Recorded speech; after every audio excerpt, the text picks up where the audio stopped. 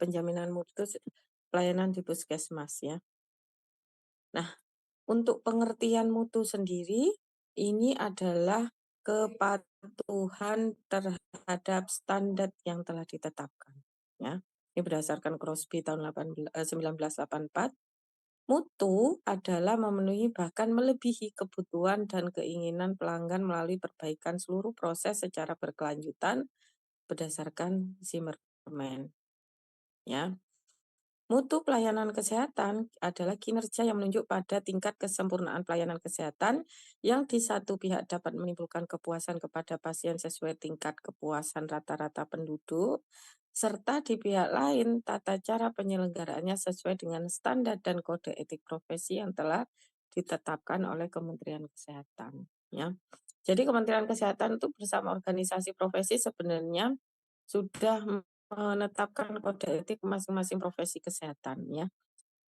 Nah, ada standar operasional prosedur di setiap lini dari Kementerian Kesehatan sampai ke rantai cabangnya yaitu Dinas Kesehatan kabupaten atau kota. Ya, bagaimana standar operasional prosedur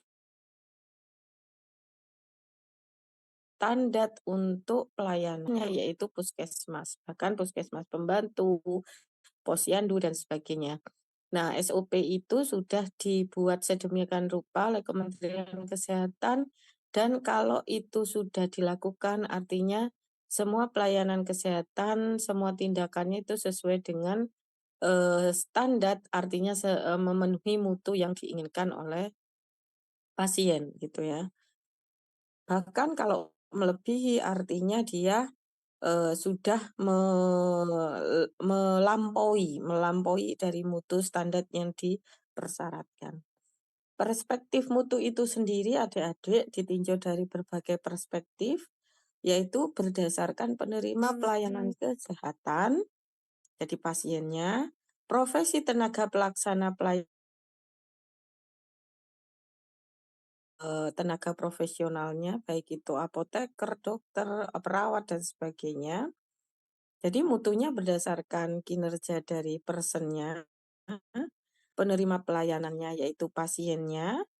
Pasiennya juga melakukan prosedur yang sudah ditetapkan, misalkan alurnya kalau dari dokter dulu, misalkan rawat jalan harusnya kemana dulu, misalkan rawat inap harus kemana dulu, itu perspektifnya sudah, prosedurnya dari pasiennya sudah dilaksanakan. Kemudian dari pengelola program sarana kesehatannya, unit organisasinya misalkan dari, puskesmasnya sendiri, bagaimana organisasi tersebut menata agar, proses pelayanan ini bisa berjalan dengan baik. Misalkan lahan parkirnya ditempatkan di sebelah sana tidak mengganggu pasien yang untuk, gawat darurat misalkan. Itu contoh, salah satu contoh. Kemudian, supaya, rindang dikasih, tanaman-tanaman yang bisa memberikan oksigen yang bagus, kemudian diberikan tanaman obat di sekitar puskesmas. Itu merupakan salah satu ide-ide inovasi yang diberikan oleh unit terkecil dari, Kementerian Kesehatan yaitu di bagian pelayanan yaitu puskesmas. Kemudian ada penyandang dananya dari pemerintah ya, ataupun dari, pemerintah daerah gitu ya, ataupun dari misalkan hibah internasional, misalkan kalau terkait, ketika ada bencana alam dan sebagainya gitu ya, dari penyandang dananya. Yang terakhir dari pemerintahan. Jadi, di sini adalah pimpinan, pucuk pimpinan yang memberikan kontribusi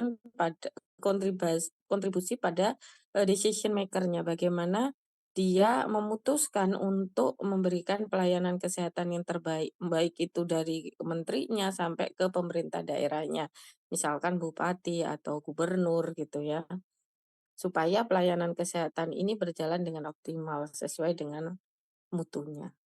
Ini kok jadi begini ya? Bentar.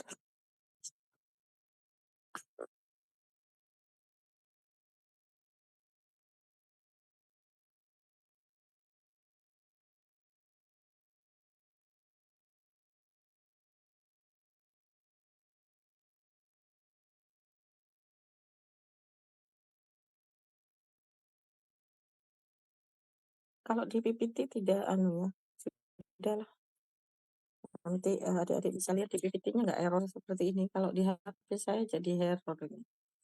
Nah, adik-adik untuk manajemen mutu, quality management, itu seperti halnya kemarin distribusi, ada namanya manajemen mutu. Bagaimana kita mengelola sebagai apoteker manajemen mutunya di tingkat puskesmas, yaitu di instalasi farmasinya, di rumah sakit pun sama gitu ya, di bagian obat-obatannya bagaimana supaya nantinya proses standar operasional prosedur yang membuat itu supaya memudahkan ya. Bisa menyentuh dari suatu, standar internasional seperti ISO ataupun dari Kementerian Kesehatan. Biasanya Kementerian Kesehatan mungkin standar operasional prosedurnya lebih umum.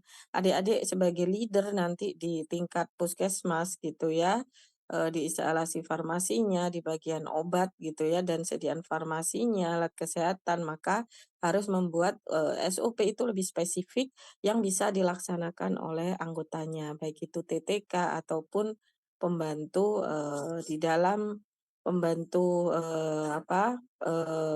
dispensing ataupun untuk alur alur, pendistribusian obat ke pasien itu supaya nanti tidak berjalan, amburadul gitu ya. Kita harus bikin sistem yang lebih tertata. Itu adalah, kewenangan kita, tugas kita gitu ya.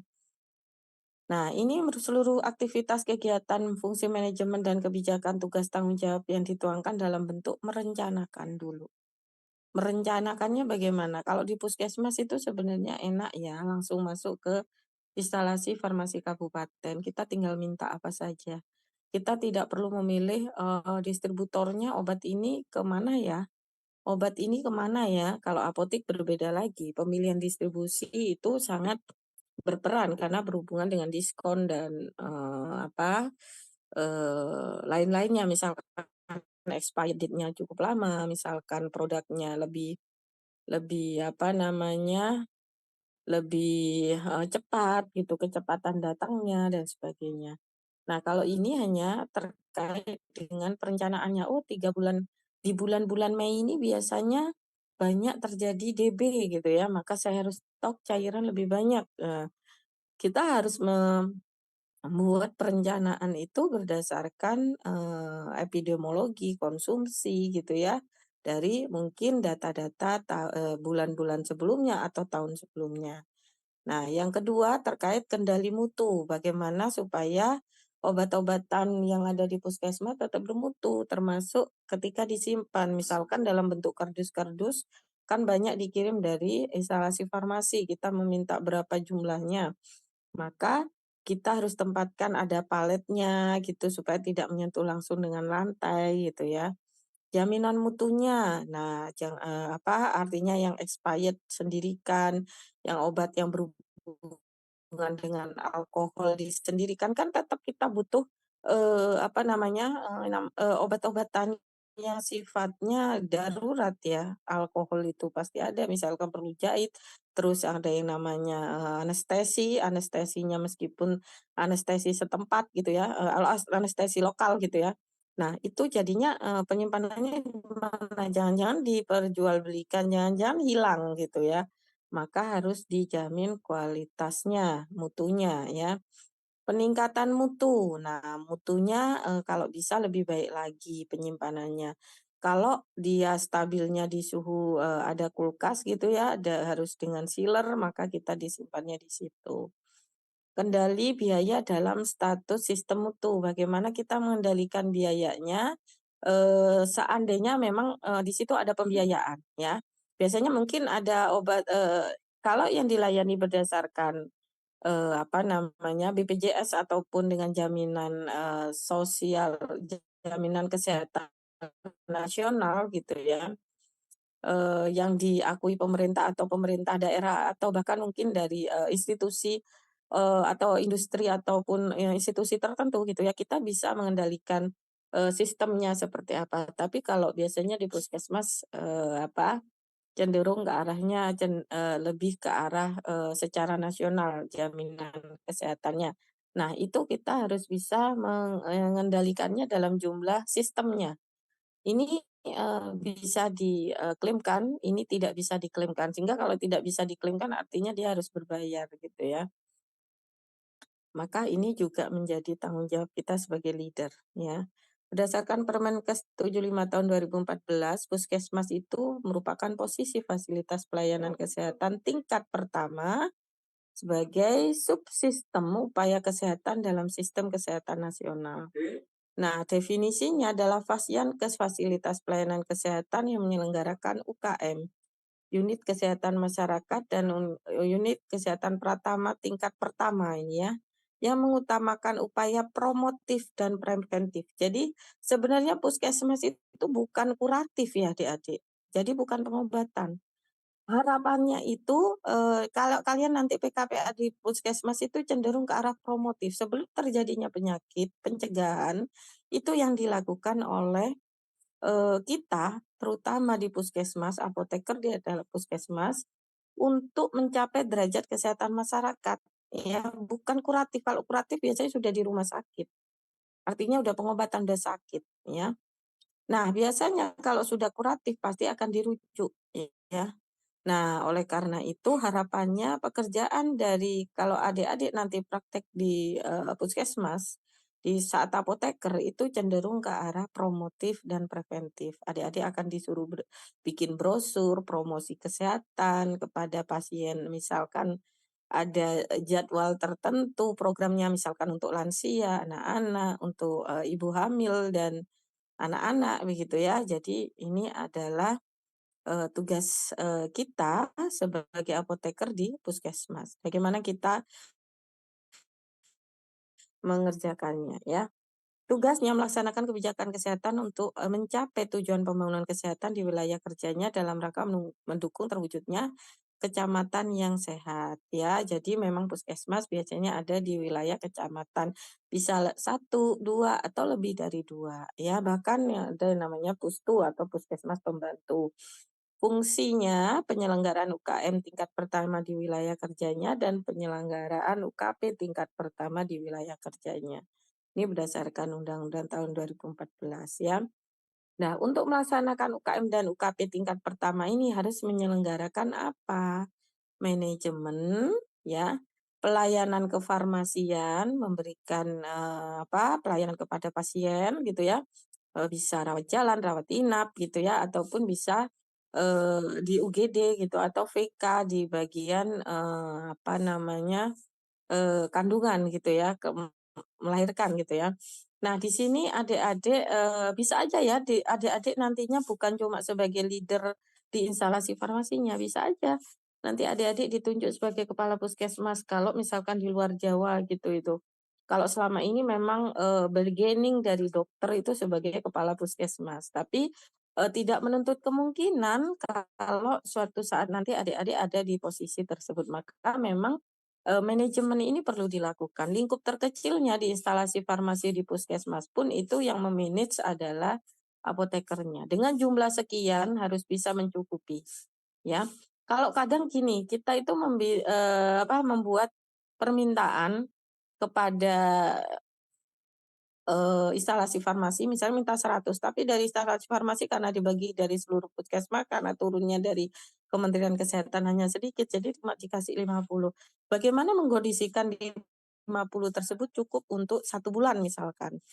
Maka adik-adik yang me-manage ya, karena memang, sekarang, puskesmas itu dalam bentuk, BLU, Badan Layanan Umum. Kalau bisa memang mencari, sendiri. Jadi biasanya turun dari atas itu dikit, karena kalau dari atas itu dalam dalam bentuk subsidi ya adik-adik ya, ataupun dari anggaran pemerintahnya untuk Kementerian Kesehatan, untuk Pemda misalkan untuk kesehatan itu sekian persen.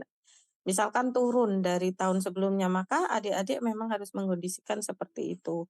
Nah, yang kedua, kalau memang ada obat-obat yang bisa artinya di-manage karena ini ada obat dari provinsi, ada bantuan, ada hibah gitu ya, dari kesehatan ada hibah, Menteri Kesehatan ada hibah gitu ya.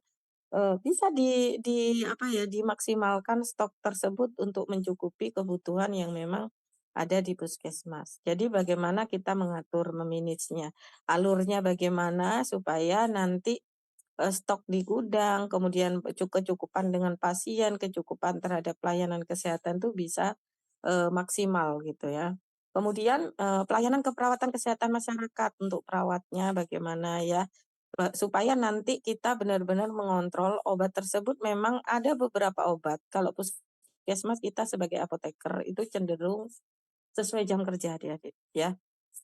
Kecuali rawat inap, mungkin ada shift-nya ya, yang sore. Tapi kadang dibuat begini, kalau seandainya tenaga instalasi dari puskesmasnya itu tidak mencukupi, kita bikin namanya stok di masing-masing unit di dalam puskesmas, misal di UGD, ya. Ada stoknya di situ, disediakan lemari sendiri, sekian jumlahnya, besok kalau berkurang nanti ditambahin lagi. Tapi kita ketika kurang tersebut ada bukti untuk pengeluaran misalkan berdasarkan resep dan lain sebagainya gitu ya.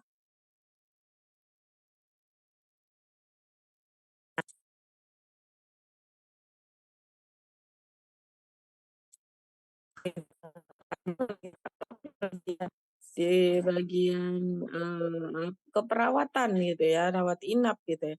Ada stoknya gitu ya. Memang yang membutuhkan SIP itu, karena tenaga kefarmasiannya biasanya adik-adik ya di dalam sekarang di puskesmas, apoteker memang rata-rata sekarang di Jember itu sudah masing-masing satu apoteker. Tapi tenaga kefarmasiannya TTK, tenaga teknis kefarmasian juga satu. Jadi cuma 2 orang yang bekerja dengan begitu banyak load pekerjaan yang ada. Sehingga ketika adik-adik ini nantinya ini apa namanya, harus mengelola dengan adanya rawat inap, UGD yang terus buka ya 24 jam gitu ya, maka memang harus dikondisikan agar obat itu terpenuhi. Apalagi kalau ada KLB atau kasus luar biasa gitu ya. Tiba-tiba ada keracunan massal yang paling dekat ada di puskesmas sebagai rujukan pertama untuk mengobati, maka memang harus disediakan jumlah yang cukup supaya nanti ataupun kalau enggak ya kita bisa dihubungi dengan cepat dan bisa diatasi dengan cepat. Karena kita sebagai pelayan kesehatan di telepon 24 jam harus on ya untuk apa namanya, untuk ini apa, untuk kecepatan pelayanan juga. Saya pernah soalnya adik-adik, saya pernah megang dari suatu puskesmas menuju ke rumah sakit, saya membuat instalasinya, saya membuat SOP-nya, saya yang manage membuat, apa, stoknya gitu ya, termasuk waktu itu masih keuangannya, awalnya dari kemudian pada suatu waktu, ini ada suatu libur nasional yang cukup panjang, misalkan Hari Raya Idul Fitri. Ternyata memang kita harus membuat karena itu dari puskesmas rawat inap ke arah rumah sakit tipe C ya kalau nggak salah waktu itu. Jadi saya harus supaya itu ada terus TTK ya, TTK harus ada terus 24 jam. Yang misalkan kalau nggak ada pun itu harus bisa dihubungi dan datang. Untungnya ya TTK-nya memang orang-orang di sekitar sana tidak terlalu jauh.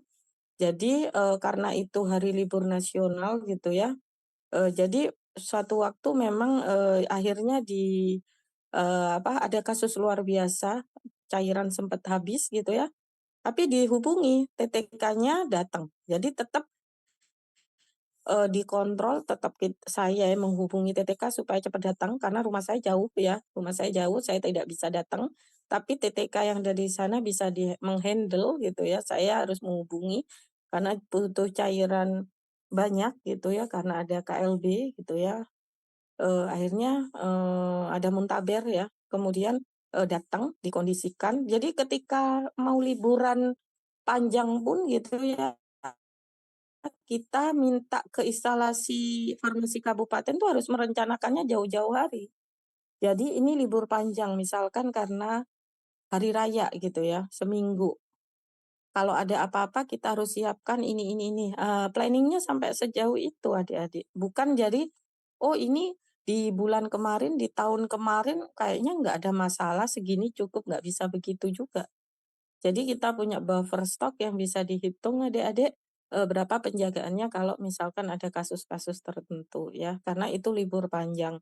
Nah, sempat kejadian seperti itu dan akhirnya, bisa dihubungi. Nah, ini sempat kejadian di daerah rumah sakit di daerah Jawa Barat kalau nggak salah, Jawa Barat atau Jawa Tengah ya, sempat viral di TikTok ya. Nah, itu ternyata, eee apotekernya nggak ada, terus TTK-nya nggak ada. Nah, TTK ini menghubungi cleaning service di rumah sakit tersebut untuk meracik obat. Nah, ini di video sama pasiennya, sama keluarga pasien. Jadi yang membuat cleaning service. Akhirnya ini menjadi viral. Nah, ini tanggung jawab kita. Nggak apa-apa kita yang nggak melakukan, tapi paling nggak kita bisa mengontrol tetap TTK, tenaga teknis kefarmasian yang ada di, di bawah kita. Tetap orang yang bergerak di bidang farmasi yang bisa menghandle terkait jika ada kejadian yang tidak diinginkan. Jadi ini benar-benar menjadi tanggung jawab. Ada juga kejadian di di puskesmas.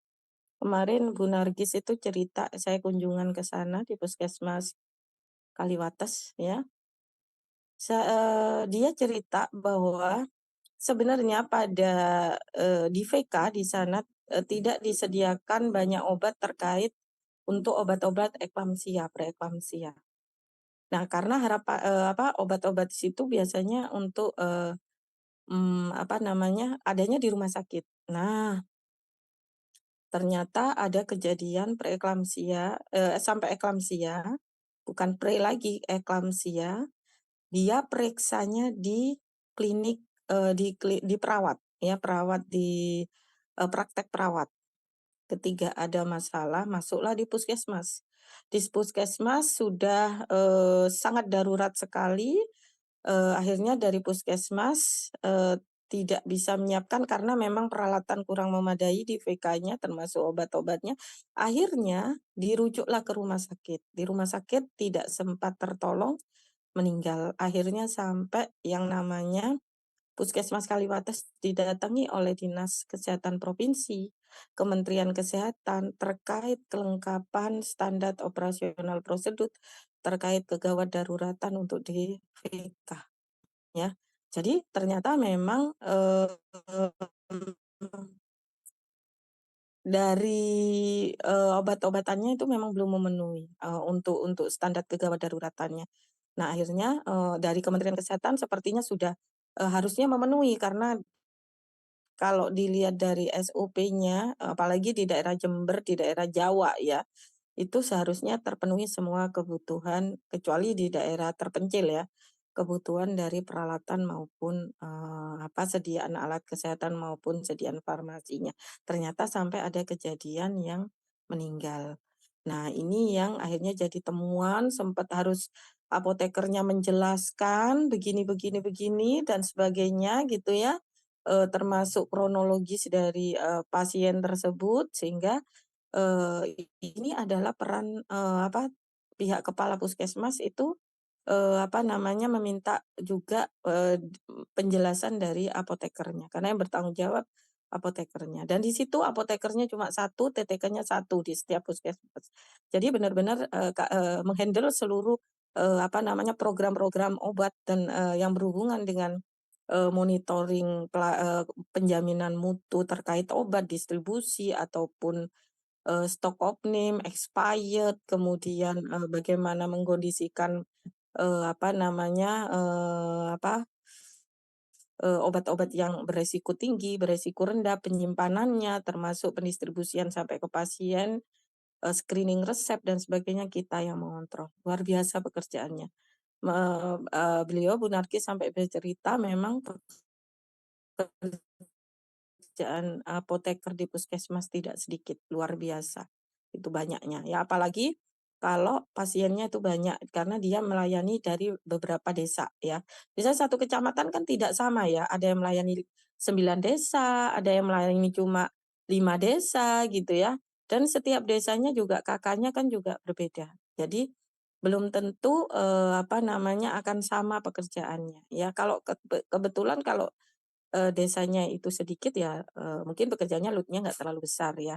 Cuman memang, apa namanya, tetap, tanggung jawab itu, kalau misalkan dia ditempatkan di situ, itu menjadi tugas kita gitu ya, bagaimana sampai ke pasien, obat-obatnya itu bermutu ya. Itu yang, dari pelayanan, apa namanya, kesehatan ya, kefarmasian, ada keperawatan dan ada laboratorium. Kalau laboratorium kadang, bahan-bahannya itu sudah ada dari pemerintah gitu ya, reagen-reagen apa yang diperlukan itu, laboratorium gitu ya. Tapi kadang penyimpanan dititipkan ke, apa namanya, ada beberapa yang memang penyimpanannya tidak memadai, misalkan karena dia misalkan, lemari esnya dan sebagainya kan, mungkin bisa bekerja sama dengan instalasi di bagian kefarmasian. Nah, di UKP ini ada, di puskesmas ini ada 3 yaitu UKM esensial, UKM pengembangan, dan UKP. Di UKP hanya rawat jalan, di sini rawat darurat, pelayanan one day, one care ya, one day care ya, home care dan atau rawat inap berdasarkan pertimbangan kebutuhan pelayanan kesehatan ya. Ini untuk, yang pertama. Kemudian yang esensial ada promosi kesehatan. Kemudian ada pelayanan kesehatan lingkungan. Bagaimana karena ada adik-adik cobalah cari penelitiannya terkait dengan jamban di Jember. Nah, itu nggak ada yang nggak punya jamban, Kakak ya. Jadi kakak tertentu di desa tertentu tuh nggak punya jamban. Nah, bagaimana kita memberikan promosi kesehatan, pelayanan kesehatan lingkungan supaya orang-orang yang memang pendidikannya dia rendah gitu ya, itu bisa, dipahamkan terkait pentingnya, kesehatan lingkungan ya. Bagaimana membuang sampah, sampah organik dan sampah anorganik. Jadi, itu memang, keterkaitan dengan, pekerjaan, apoteker di puskesmas. Jadi apoteker di puskesmas itu tidak diem saja di anu ya, ada waktu-waktu tertentu dia melakukan promosi kesehatan, misalkan di sekolah-sekolah. Nah, misalkan terkait makanan sehat, ataupun nanti bersamaan dengan posyandu yang bergerak gitu ya, ada orang-orang farmasinya memberikan brosur, memberikan pemahaman. Jadi makanya di, puskesmas itu sifatnya adalah promotif dan preventif ya. Nah, kemudian ada pelayanan KIE dan KB, kesehatan ibu anak, pelayanan gizi dan pelayanan pencegahan pengendalian penyakit ya. Jadi diberikan promosi, diberikan konseling terkait bagaimana mencegah penyakit ya, terutama penyakit-penyakit yang, menjadi concern ya, misalkan TB gitu ya, kalau di daerah perkotaan mungkin HIV gitu ya, karena memang kejadiannya seperti itu ya. UKM pengembangan. UKM pengembangan ini terkait inovasi-inovasi yang bisa kita lakukan supaya nanti,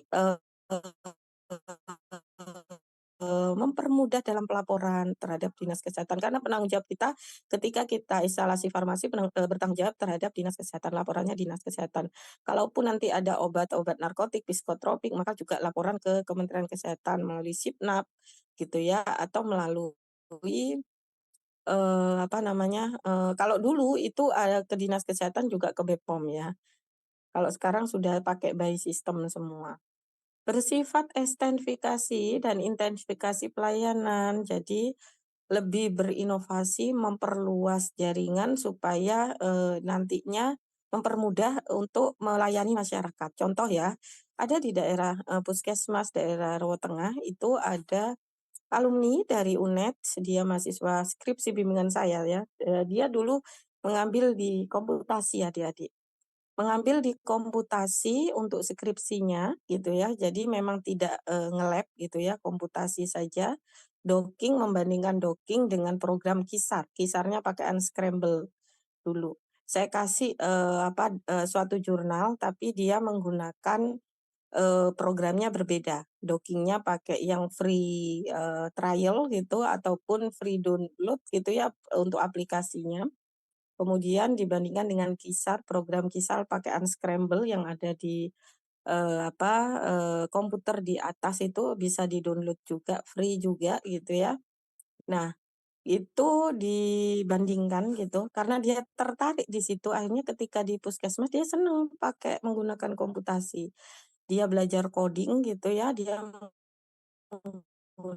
membuat aplikasi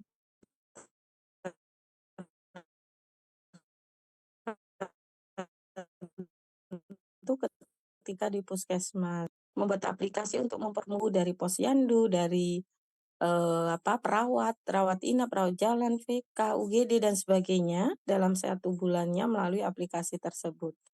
Dan, dia harus menyusun dalam 10 penyakit yang, banyak gitu ya, untuk pelaporan setiap bulannya ke Dinas Kesehatan. Sehingga akhirnya aplikasinya ini lebih bagus daripada aplikasi yang dibuat oleh Dinas Kesehatan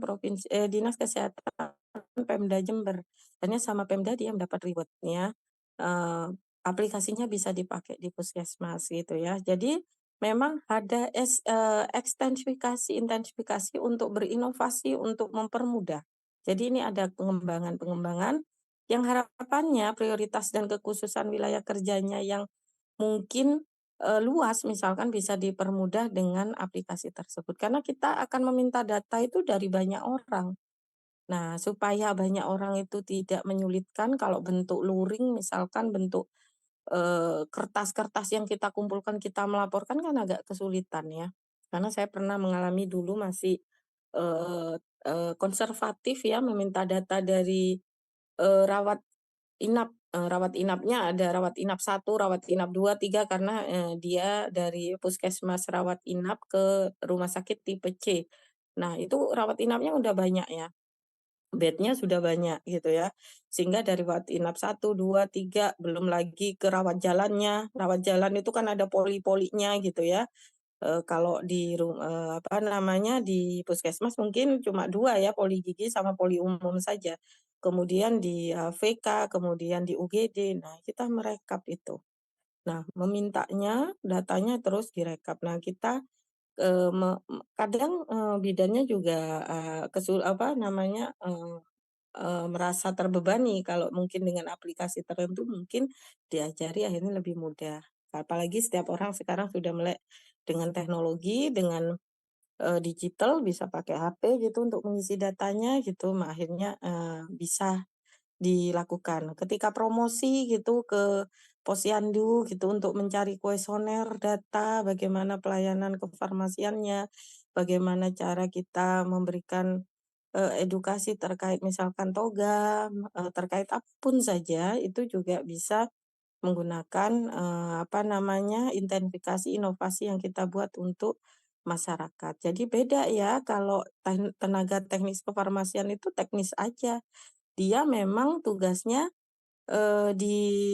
secara teknis membantu kita gitu ya, tapi kita leader di situ supaya bagaimana mengkondisikan, unit organisasi yang kita pegang itu, unit organisasi terkecilnya di pelayanan kefarmasian itu bisa berjalan dengan baik, bermutu, dan juga, memiliki inovasi-inovasi baru yang bisa melampaui mutu yang dipersyaratkan. Kemudian berdasarkan kajian. Jadi kajian apa, oh daerah sini nih ternyata sering terjadi muntaber karena memang jambannya tidak, seluruh, kakak, tidak seluruh kakak itu punya, tidak seluruh rumah itu ada gitu ya.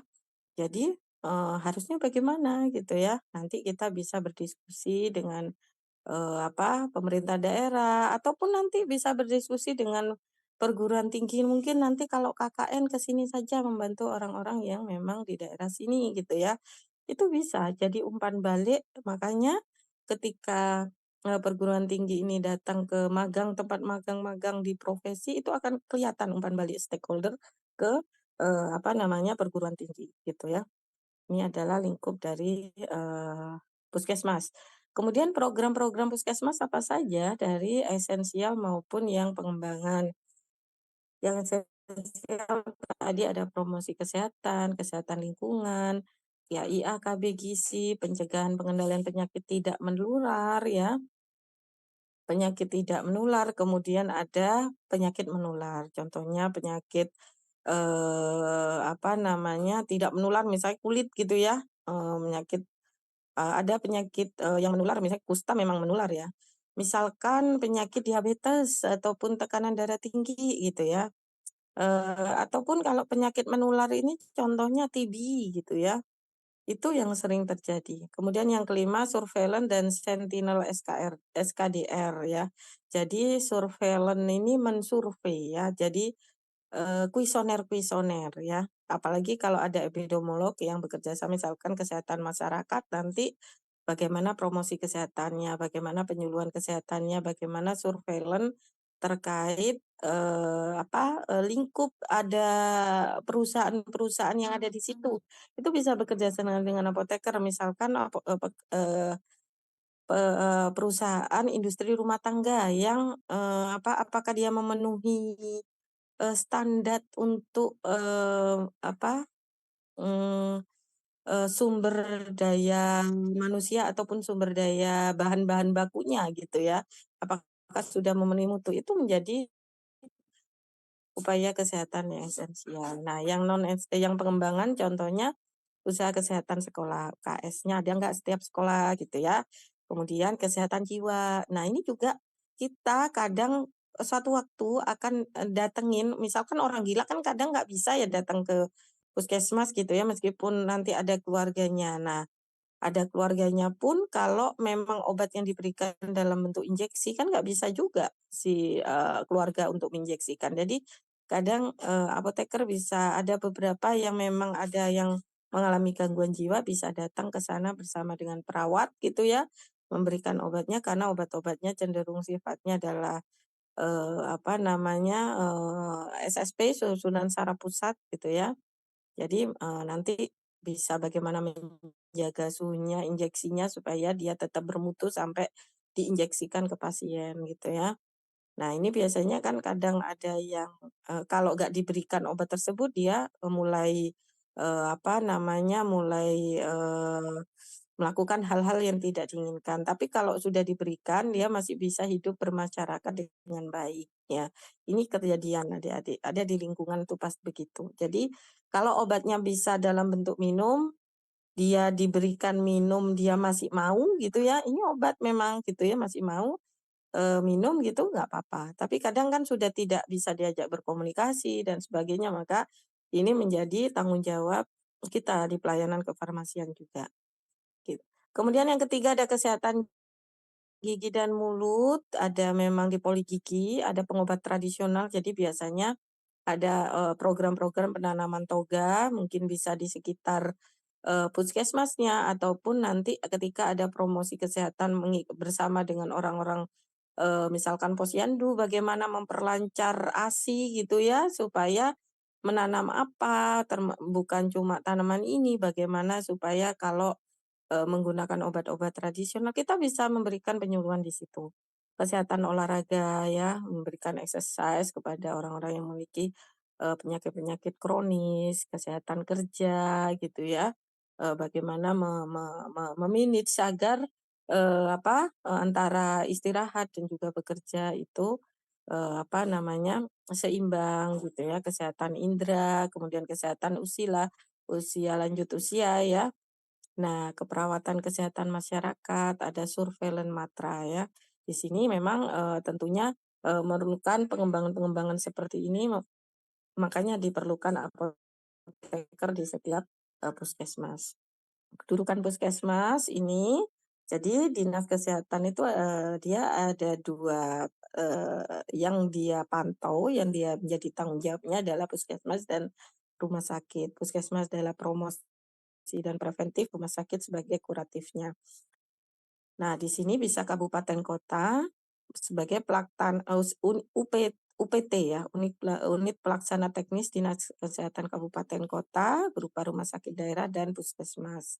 Sebagai unit organisasi sifatnya fungsional dan layanan yang bekerja secara profesional. Kemudian ini adalah alur ketika pembinaan koordinasi, pencatatan pelaporan, rujukan, jejaring dari, puskesmas. Jadi, sekarang adik-adik apotik pun sama, tetap ada laporan ke puskesmas, tapi tidak sebanyak dari yang, sifatnya adalah klinik ya. Nah, di apotik sekarang harus bekerja sama dengan puskesmas juga, karena yang memantau terkait, perizinan, penjaminan mutunya itu sekarang menjadi tanggung jawab puskesmas. Jadi biasanya puskesmas juga mendata apotik, ada berapa apotik di daerah layanan kerjanya dari puskesmas tersebut, gitu ya. Itu menjadi tanggung jawab mengontrol terkait, legalitas pengadaan obatnya gitu ya, cuma mengontrol aja gitu ya. Terus kalau ada kasus-kasus tertentu karena biasanya kadang dari praktek, perawat itu mengambil obatnya di apotik gitu ya, tidak di apa namanya, tidak di puskesmas. Jadi, artinya di sini, dari swasta itu perlu ada laporan kalau misalkan ternyata ada kasus-kasus luar biasa gitu ya. Jadi secara jejaring di sini.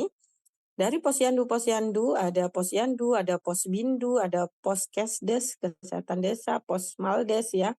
Kemudian ada Pos UKK, ini masuk ke dalam puskesmas data laporannya ya, karena puskesmas juga ada Posyandu di area-area tertentu. Kemudian ada BPS, Balai Pengobatan Swasta ya, klinik, perawat, klinik, dari yang lainnya, dokter-dokter gigi prakteknya, itu menjadi tanggung jawab puskesmas laporannya. Kemudian laboratorium gitu ya.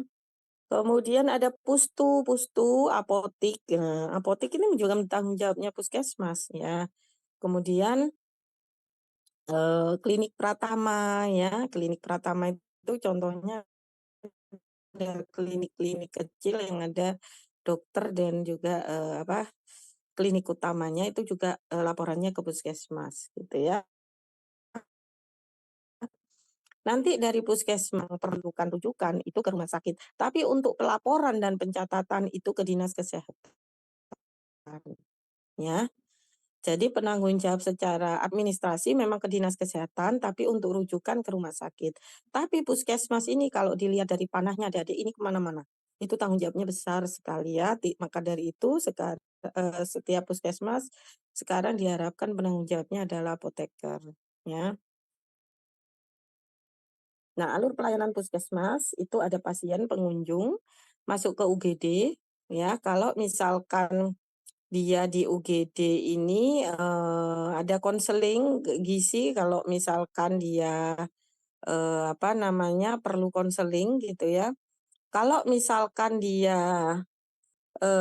apa namanya, perlu rawat inap, maka mungkin bisa apa, diajukan melalui deteksi dengan laboratorium dan sebagainya. Kemudian kalau misalkan tidak memungkinkan bisa dirujuk. Nah, di dalam unit pelayanan rawat inapnya ada BP umum, Balai Pengobatan Umum, Poli Lansia, Poli Gigi, KIA, KB, akupuntur. Nah, biasanya yang umum ini penanggung jawabnya adalah dokter gigi juga dokter gigi. KIA, KB, akuprofesor dan akupuntur ini juga biasanya lansia umum ya. Biasanya dokter gitu ya. Ada dokternya biasanya 2, ada kepala puskesmasnya, ada dokter biasanya gitu ya. Nah, biasanya untuk poli KIA, KB ini kalau secara umum masih di bawah bidan gitu ya. Nah, ada apotik untuk mengambil obatnya gitu ya. Nah, pasien sebelum ngambilnya di loket dulu. Nah, kalau perlu laboratorium dari Balai Pengobatan Umum, nanti ke UGD lagi gitu ya. Kalau memang memerlukan di UGD, baru rawat inap ataupun dirujuk itu keputusan dari dokternya ya. Dasar hukum struktur organisasi puskesmas yaitu Undang-Undang RI Nomor 36 Tahun 2009, PPRI Nomor 51 Tahun 2009, PMKRI 75 Tahun 2014 tentang pelayanan kesehatan masyarakat dan struktur organisasinya tahun 2015 terhadap standar pelayanan kefarmasian di puskesmas itu tahun 2016 terkait SK dan SOP-nya. Nah, yang menjadi tanggung jawab sumber daya kefarmasian di puskesmas yaitu sumber daya manusia dan sarana prasarana ya. Dimulai dari kualifikasi SDM biasanya ini, cuma ada apoteker dan tenaga teknis kefarmasian cuma 2 orang, padahal pekerjaannya luar biasa banyak ya. Jadi, kadang mereka senang sekali kalau ada yang magang di puskesmas, karena ikut membantu dalam pelayanan kefarmasiannya. Sarana prasarananya mengikuti ruang penerimaan resepnya, ruang pelayanan resep racian, penyerahan obat, ruang penyimpanan sediaan farmasi dan BMHP atau bahan medis habis pakai, dan ruang arsip. Nah, kadang ruang gudang itu jadi satu dengan mereka ya, ruang arsip dan sebagainya. Biasanya tempatnya kecil sekali ya di puskesmas itu instalasi farmasinya atau pelayanan kefarmasiannya. Biasanya kalau sudah di, puskesmasnya di kota itu sudah pakai computerized ya, kalau di daerah masih mungkin secara manual. Pelayanan kefarmasian di puskesmas itu pengelolaan sediaan farmasi dan manajemen farmasi klinik. Jadi ada manajemen, ada farmasi kliniknya ya. Kemudian pengelolaan sediaan farmasinya itu meliputi apa saja, termasuk bahan medis habis pakai, mulai dari perencanaan, ya, permintaan, penerimaan, penyimpanan, pendistribusian, pengendalian stok ya, pencatatan pelaporan pengarsipan, dan pemantauan dan evaluasi. Kita akan bahas satu-satu ya. Pengelolaan sediaan farmasi dan BMHP, perencanaannya, kegiatan seleksi kesediaan farmasi dan BMHP untuk menentukan jenis dan jumlah sediaan farmasi untuk memenuhi kebutuhan puskesmas, biasanya diseleksi berdasarkan pola penyakit, formularium nasional, DOEN, daftar obat esensial nasional ya, atau metode konsumsi. Oh, konsumsinya bulan kemarin, 3 bulan kemarin itu sekian ya. Jadi memang harus, perencanaannya kita lakukan baik secara, dengan metode-metode tertentu. Adik-adik pasti udah belajar ya, ada metode Pareto dan sebagainya ya. Tapi artinya kalau di puskesmas mungkin lebih rasional memang pola penyakit, seleksinya atau konsumsi ya. Pengadaannya permintaan ke IFK melalui dana alokasi khusus DAK maupun penggunaan JKN, Jaminan Kesehatan Nasional. Nah ini manajemen logistiknya satu pintu dari penggunaan obat. Jadi sebenarnya kita tidak memilih distributornya, ini subdis, ini distributor, enggak. Karena mulai dari pemerintah, pemilihannya dari mana? Karena pemilihan ini berdasarkan formularium nasional yang sekarang jadi E-Fornas, RKO itu rencana kebutuhan obat, perencanaannya ini oleh Dinas Kesehatan melalui instalasi farmasi kabupaten yang menjadi PK, pejabat pembuat komitmennya itu adalah, biasanya sih, kepala dinas kesehatan ataupun bupati, ya. Jadi yang bertanggung jawab, yang mengorder nanti melalui e-katalog. E-katalog itu, adalah proses memasukkan obat dari semua distributor gitu ya, nanti ada lelang istilahnya ya, pengadaannya ini yang disediakan oleh pemerintah daerah, ya. Jadi nanti anggaran untuk,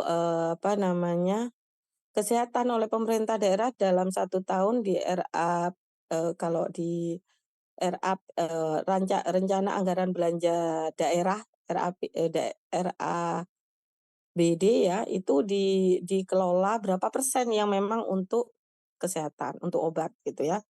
Kemudian pengadaan didistribusikan gitu ya, karena melalui e-katalog jadi harga ada di situ. Sesuai di situ. Jadi, setiap distributor memasukkannya di situ.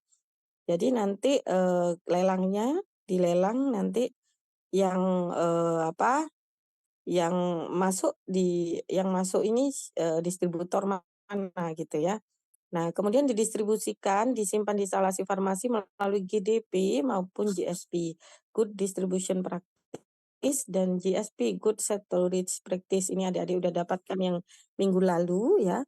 Kemudian permintaannya melalui LPLPO atau e-logistik di dalam sistem dari puskesmas minta ke instalasi farmasi kabupaten ya. Kemudian nantinya penggunaannya melalui Fornas, monitoring evaluasi penggunaannya udah benar nggak berdasarkan resep. Laporannya dari, LPLPU tuh kelihatan ya, misalkan pelaporan untuk bulan ini sekian, untuk apa saja, untuk obat ini gitu ya. Jadi, nanti untuk pengambilannya juga, dengan LPLPO, Tata Kelola Obat dan Vaksin Terpadu. Jadi penyimpanannya dari si instalasi farmasi kabupaten untuk vaksin sendiri, untuk, obat dengan, kondisi khusus di karantina misalkan, psikotropik, narkotik sendiri gitu ya, misalkan untuk yang obat-obatan yang memang memerlukan, pengamanan tertentu misalkan yang, mudah terbakar dan sebagainya seperti alkohol sendiri gitu ya. Nah, alurnya dimulai dari APBD ya, anggaran, pembelanja daerah ya. Nah, APBD provinsi, daerah kabupaten kota ataupun APBN. Nah, ini kadang ada beberapa yang dari APBD berapa persen yang memang dialokasikan untuk obat untuk, dinas kesehatan ya. Nah, kalau provinsi berapa gitu ya, dari IF. IF itu instalasi farmasi provinsi ya, ada PKD, eee, kebutuhan dasar ya, untuk, kebutuhan dasar dan vaksin reguler, obat program P2P ya, P2P itu pengendalian penyakit, eee pengendalian penyakit ya, biasanya untuk baik menular maupun yang tidak menular ya. Kemudian untuk obat gizi, vaksin haji itu merupakan buffer provinsi, tanggung jawabnya provinsi.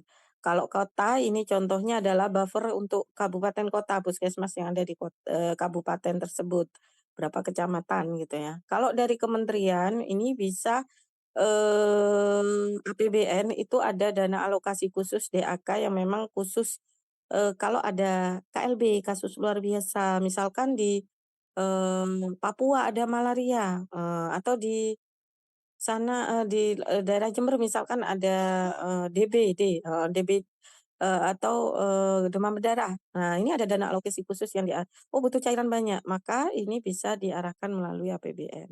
Tetap ada yang namanya alur penyediaan obat nasional ini.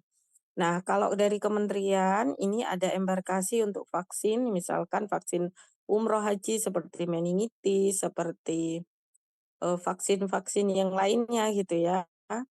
Kemudian kalau untuk pusat biasanya untuk, buffer program ataupun obat program obat viskosis atau obat, psikotropik atau narkotik ataupun obat program misalkan untuk vaksin anak nasional gitu ya. Maka ini memang menjadi tanggung jawabnya Kementerian Kesehatan, nanti disetorkan ke instalasi farmasi kabupaten. Bahkan kalau misalkan tidak memenuhi rantai pasoknya, itu bisa menggunakan bantuan dari distributor ataupun subdis yang memang ada di Indonesia ya dengan, kontrak tertentu ya. Kemudian perencanaan tadi sudah, dari pengadaan melalui e-katalog ya, perencanaan kebutuhan melalui e-katalog Emanef. Emonef itu untuk, memonitoring ya, dari perencanaan fasilitas kesehatan kabupaten, provinsi, atau pusat merencanakan kebutuhannya, ya, itu dari bawah ke atas namanya bottom up di sini. Kalau rekapitulasinya dari Ditjen Farmalkes itu melalui metode epidemiologi ataupun konsumsi.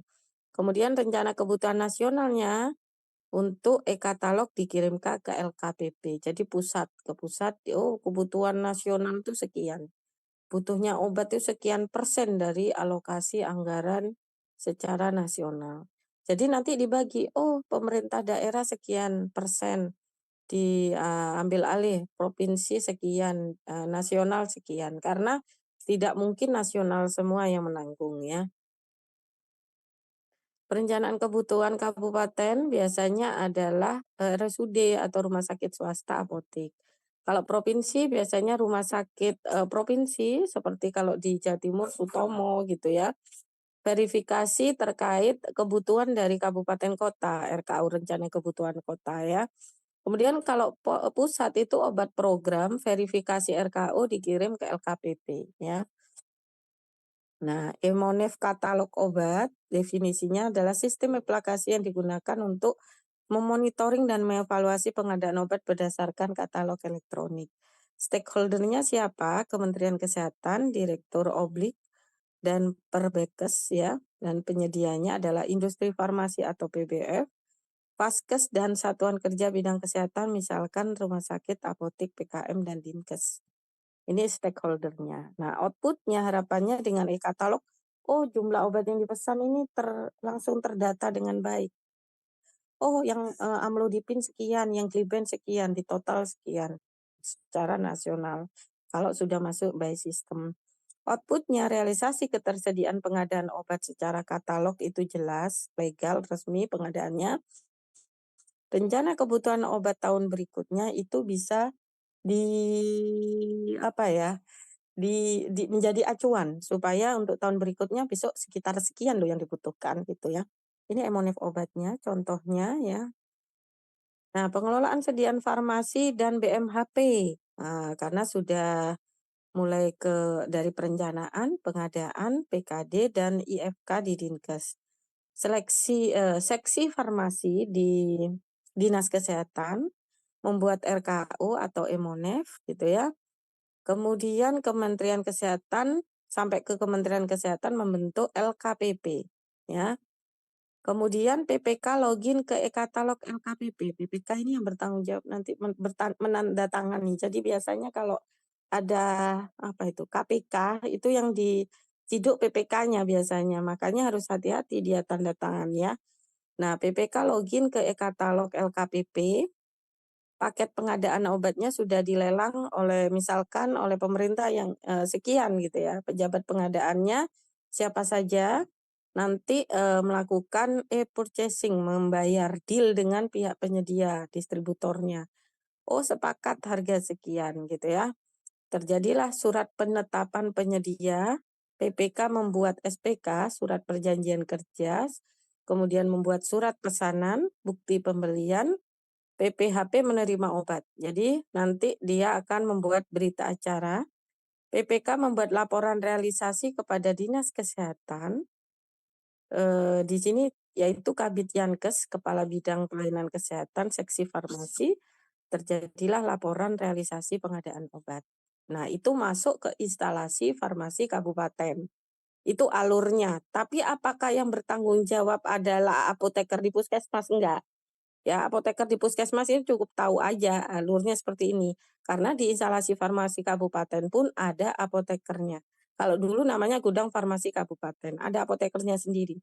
Ya, yang bertanggung jawab. Di seksi kefarmasian di Dinas Kesehatan ada apotekernya sendiri, sebagian perencanaan ini beda sendiri. Jadi ini hanya saya menceritakan alurnya, tapi pekerjaan mutu dari pengadaan obat ini sudah diatur sedemikian rupa yang penanggung jawabnya di pemerintahan. Kalau di puskesmas ini kan pemerintahan, untuk pelayanan kesehatan rantainya adalah puskesmas gitu ya. Itu sesuai dengan mutunya, dengan alur yang seperti ini. Jadi perencanaannya oleh apotekernya sendiri di Dinas Kesehatan, distribusinya melalui instalasi farmasi kabupaten ada apotekernya sendiri, kemudian ke pelayanannya sendiri pun ada apotekernya. Ya, jadi pemerintahan itu ada apotekernya semua. Nah, adik-adik di dalam karena kita bicara pemerintahan beda ya sama swasta nanti dengan pengadaannya, alurnya dibandingkan dengan apotik yang sifatnya swasta ya. Kalau apotik itu lebih otonominya lebih luas, kita bisa memilih distributor mana yang diskonnya gede gitu ya, ataupun pelayanannya cepat dan sebagainya itu ada otonomi. Tapi kalau di pemerintahan ini berdasarkan proses yang namanya pengadaan melalui pejabat pengadaannya sendiri. Biasanya orang-orang di luar farmasi, seksi farmasi kita hanya merencanakan saja gitu ya. PPK-nya yang bertanda tangan pejabat pembuat komitmennya bukan kita gitu ya. Jadi bisa aja yang turun mintanya A jadinya B gitu ya. Jangan tapi harapannya apapun yang turun karena ini yang berjalan adalah sesuai prosedur yang dilakukan oleh pemerintahan di dinas kabupaten kota, di pemerintahan yang tingkatnya lebih tinggi atau provinsi atau Kementerian Kesehatan. Kalaupun nanti ada hal-hal yang tidak diinginkan, kita loh kemarin minta perencanaannya spesifikasinya itu A, kok datangnya yang B ya? Ini kan nggak terlalu bagus, bagusan yang A misal, ini ya, misal ya. itu bukan kewenangan kita untuk anu ya, yang kita pastikan adalah ketika datangnya obat B ini bagaimana mengontrolnya supaya nanti obat B ini sampai ke pasien ini tetap bagus, tetap bermutu ya. Bukan kita apa ya, istilahnya mengoreksi pekerjaan yang ada di atasnya. Karena kalaupun nanti misalkan ada hal-hal yang tidak diinginkan, misalkan ada yang tidak diinginkan misalnya, spesifikasinya mintanya ini, ternyata karena ada deal-deal tertentu yang akhirnya membuat, berhubungan dengan pihak-pihak antara pejabat pengadaan dengan lainnya, itu adalah urusan mereka gitu ya. Jadi kita memastikan supaya obat yang kita terima karena kita perencanaan sudah apoteker, tapi pejabat pembuat komitmennya kan bukan apoteker, ya. Asal obat itu sampai ke pasien tuh bermutu, jangan sampai lepas expired, jumlahnya tidak pas gitu ya, atau tertukar dan sebagainya. Nah, itu yang kita pastikan sampai ke pasien tetap menjaga manajemen mutu SOP-nya gitu, sampai ke pasien, konseling dan monitoring efek samping dan sebagainya itu tepat ya dan benar. Itu yang kita pastikan, ya. Jadi kalau misalkan ada yang tidak sesuai itu urusan dia, PPK-nya, melakukan hal-hal yang di luar, anunya dia, nanti pun kalau ada masalah yang kena mereka gitu ya, bukan anunya kita, bukan ranahnya kita gitu ya. Kecuali kalian sebagai PPK, maka itu juga bertanggung jawab terkait dengan mutunya ya. Kebanyakan sekarang, ya tidak bisa dipungkiri memang mungkin ada praktek-praktek yang di luar seperti itu adik-adik ya, di pemerintahan ya. Bukan artinya saya menutup diri, ada yang seperti itu. Itu tidak mungkin terjadi ya, karena mengikuti, e-katalog. Kalau mintanya e-katalognya adalah mereknya ini, biasanya sesuai.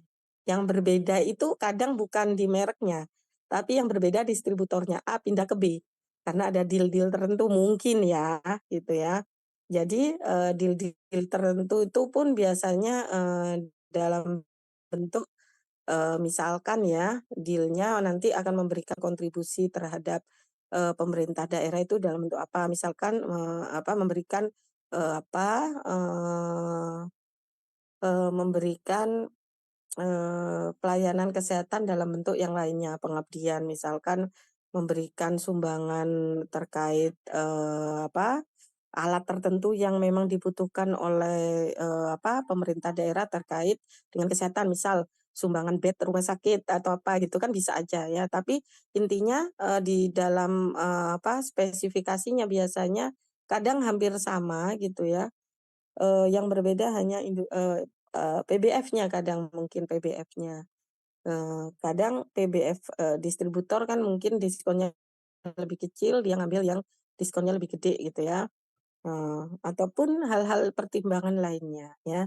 Jadi itu bukan ranah kita untuk me me me apa ya, mengoreksi dari pihak-pihak PPK ataupun pejabat pengadaan terkait bagaimana dia mengambil, pilihan atas, lelang yang dipilihkan untuk distributor tertentu. Tapi biasanya adik-adik yang saya tahu, itu biasanya adil ya. Jadi distributornya kan yang mengikuti lelang ada 10 gitu ya. Itu biasanya dibagi-bagi ya.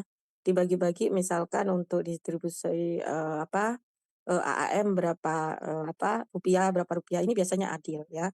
Nah, kalaupun nggak ada gitu ya, mungkin ada, sumbangan-sumbangan tertentu yang memang untuk kebutuhan masyarakat. Biasanya sih seperti itu. Karena memang ketika pejabat pembuat, komitmen ataupun pejabat pengadaan ini kan juga disumpah ketika dia, melakukan pekerjaannya ya. Jadi, ada beberapa memang oknum yang seperti itu, tapi tidak semuanya ya.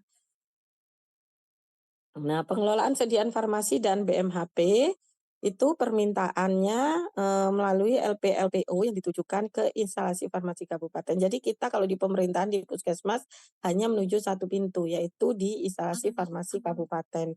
Nggak ada di tempat lain, jadi kita tidak bisa memilih antara obat yang, "Oh saya inginnya obatnya yang seperti ini."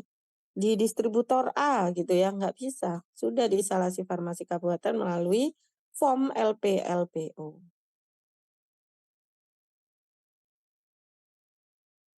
Nah,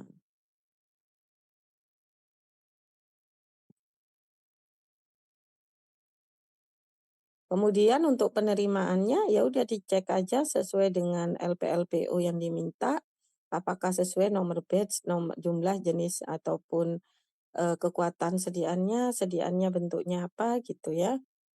Penyimpanan mempertimbangkan bentuk, jenis, kondisi yang dipersyaratkan. Dalam penandaan kemasan bisa narkotik psikotropik maka disimpan di lemari tertentu, bisa berdasarkan alfabetis atau FIFO ya. First expired first out atau first in first out ya.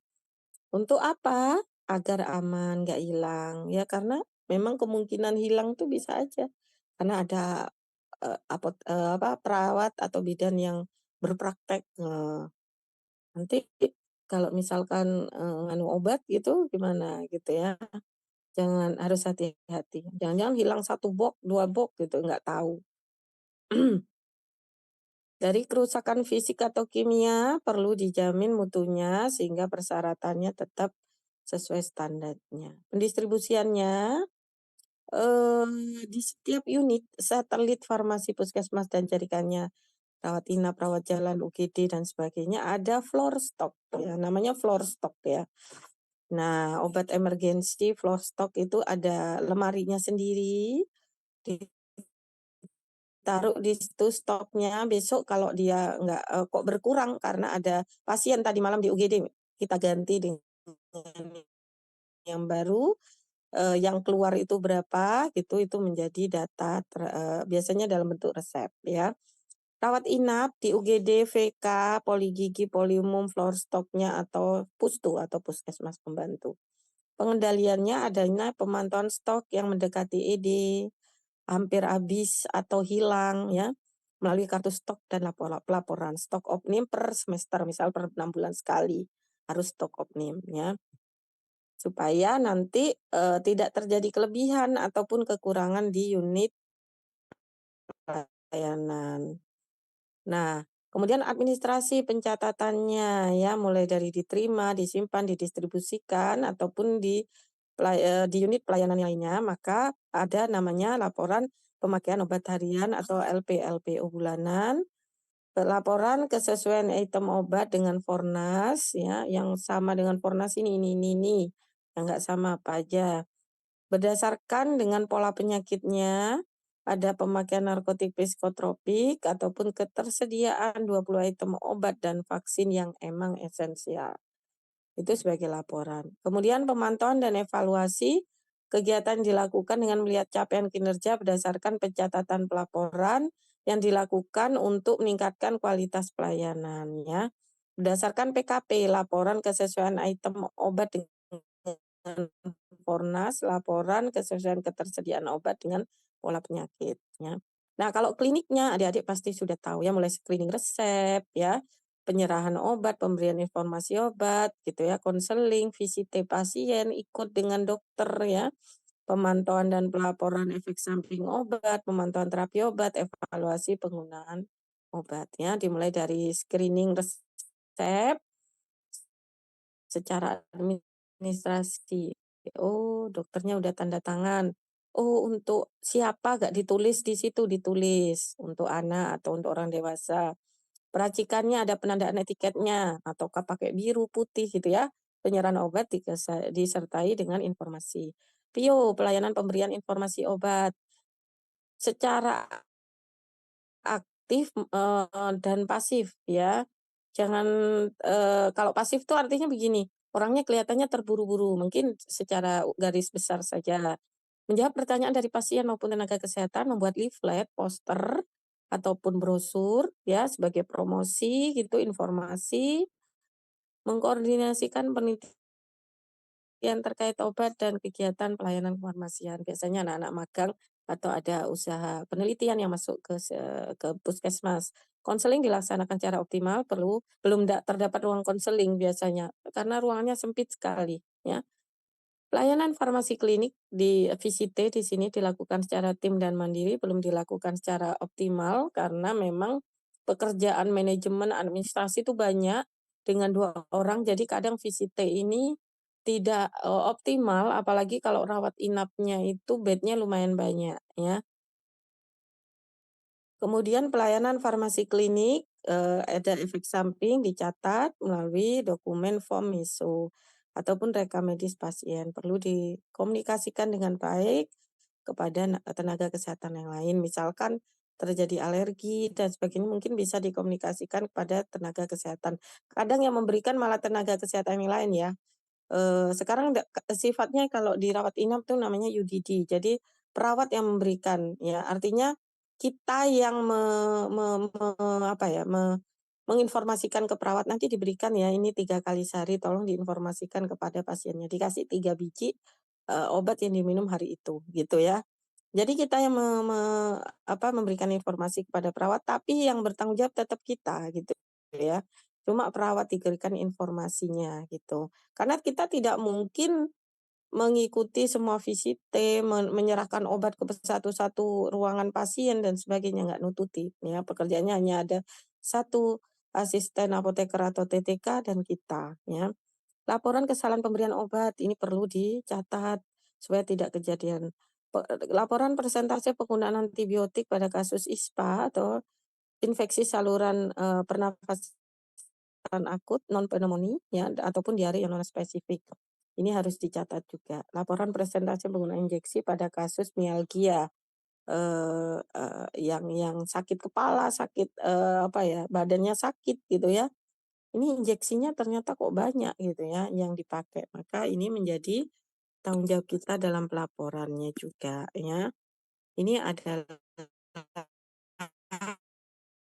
pelayanan farmasi klinik terkait IPO ya, evaluasi dalam, pemberian obatnya ya.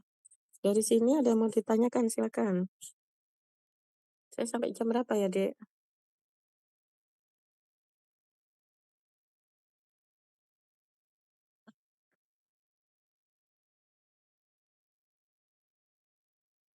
Sampai jam 9.40 sampai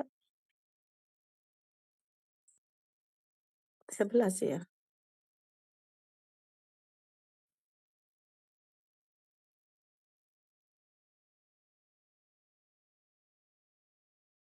Mungkin di anu ya, di apotek saya berikan pelayanan mutunya bagaimana. Mhm.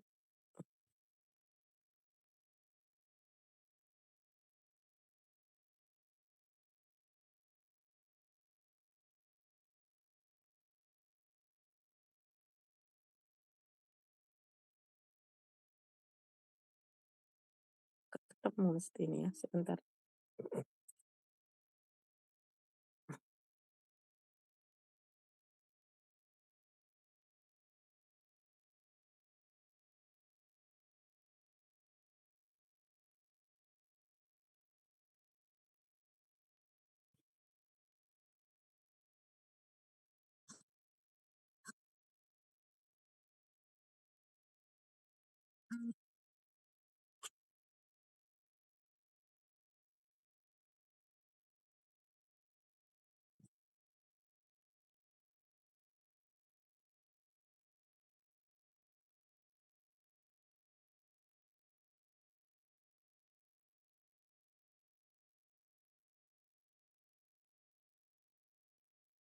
Ada yang mau ditanyakan?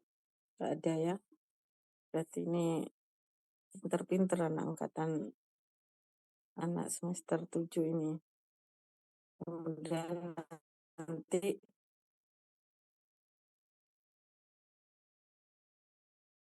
nggak kaget ketika praktek.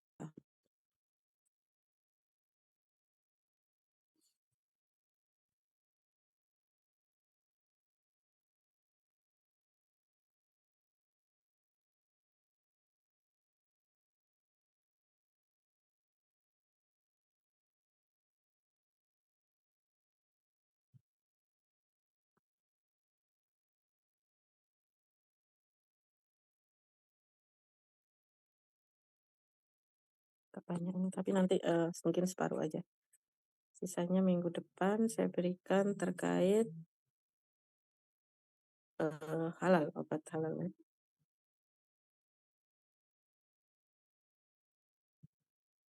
Baik, saya mulai. Jadi penjaminan mutu, pelayanan kefarmasian di apotek ya. Apotek adalah tempat tertentu, tempat dilakukan pekerjaan kefarmasian dan penyaluran sediaan farmasi, perbekalan kesehatan lainnya kepada masyarakat berdasarkan nomor, Menkes SK 9 tahun 2004. Dan berdasarkan PP ini tahun, 2009 adalah sarana pelayanan kefarmasian tempat dilakukan praktek kefarmasian oleh apoteker, ya.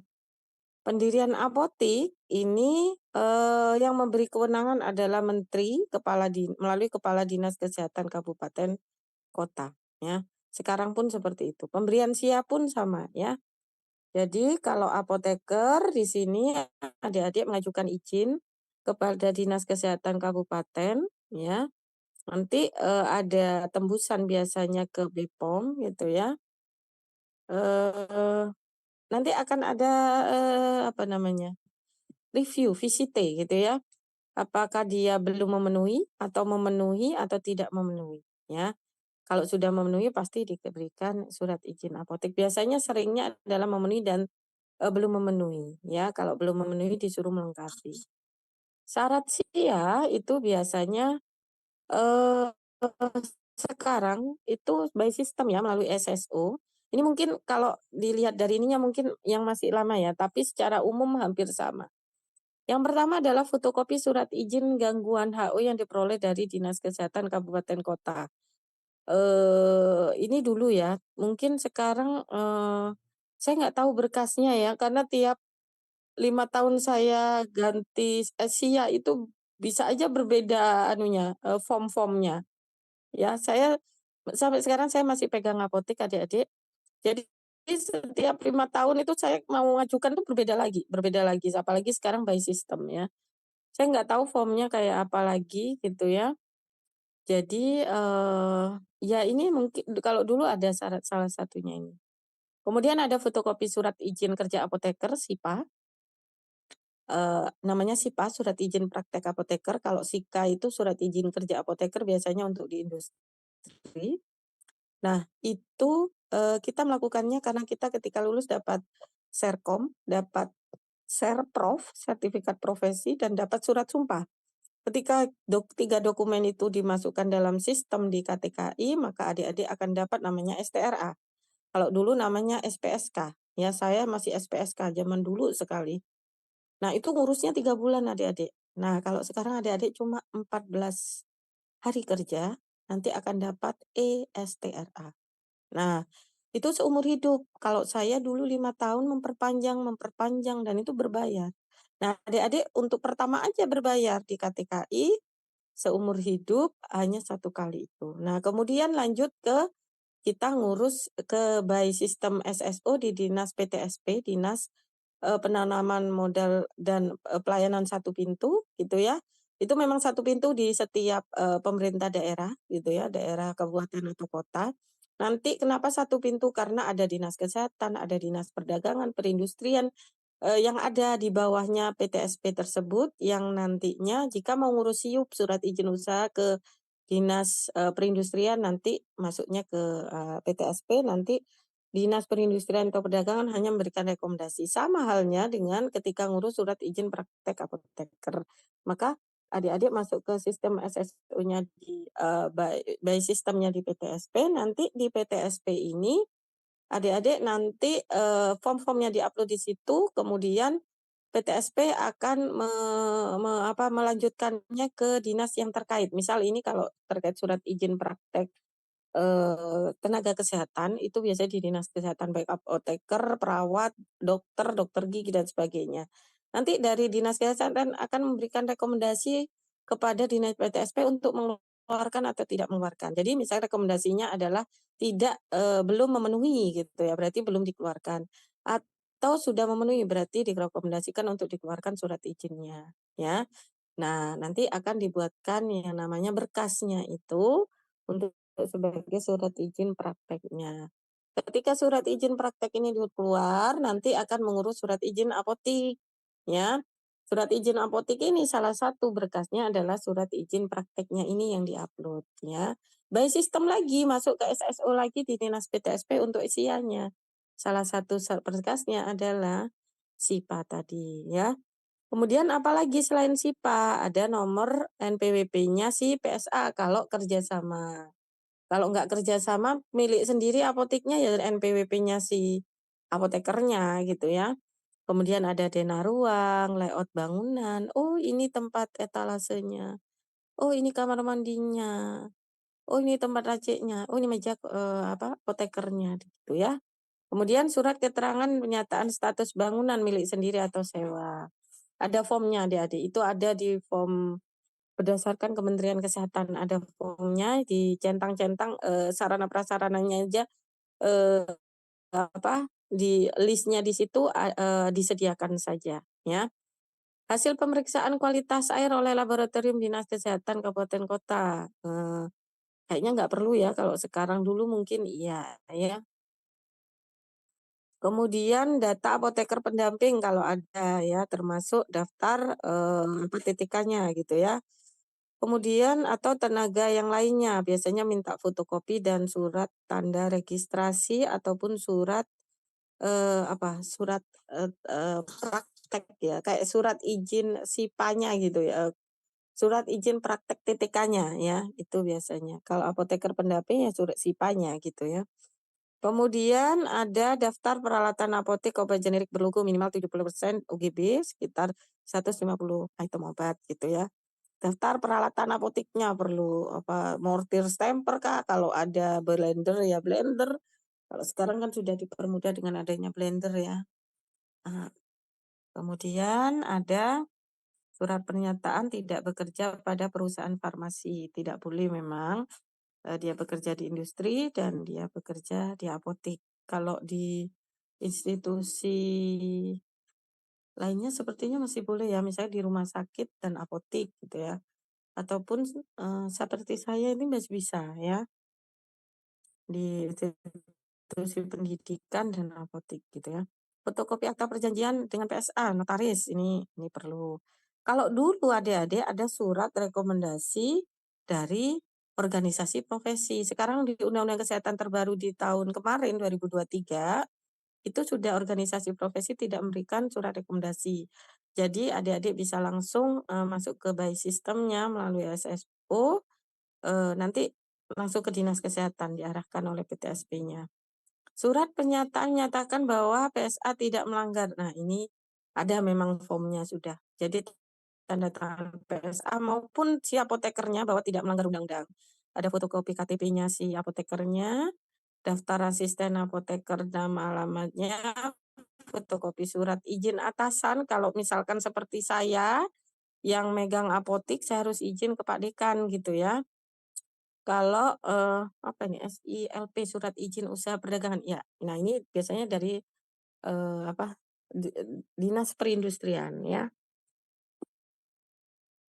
Perizinan pendirian apotek dapat dilakukan setelah mendapatkan SIA.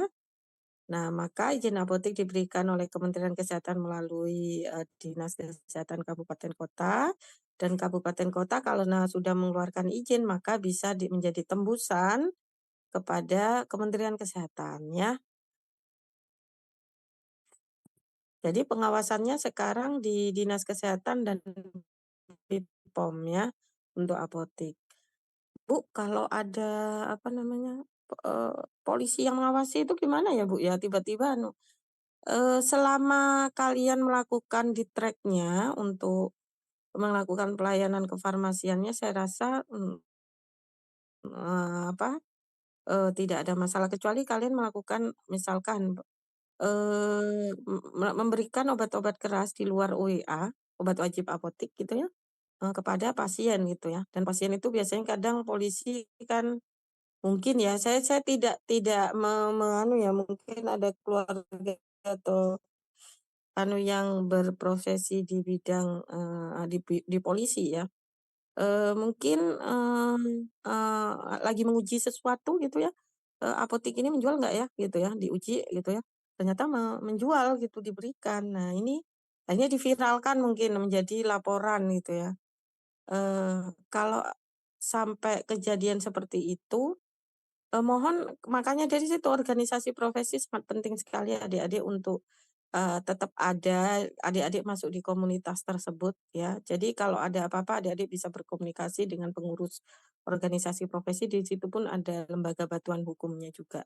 Kalau sampai kejadian sebenarnya kalau polisi tidak punya kewenangan terkait pengawasan, apotek ya, yang berwenang hanya, Dinas Kesehatan, dan BPOM ya.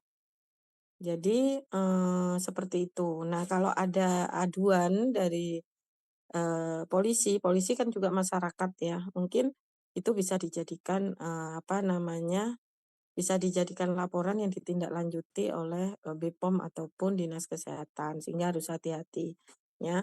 Tetap harus hati-hati, terkait karena penanggung jawabnya tetap kita meskipun pemilik sarana apoteknya, karena, apa, pemilik sarana apotek itu dianggap hanya memiliki modal gitu, dia nggak akan kena, eee apa namanya,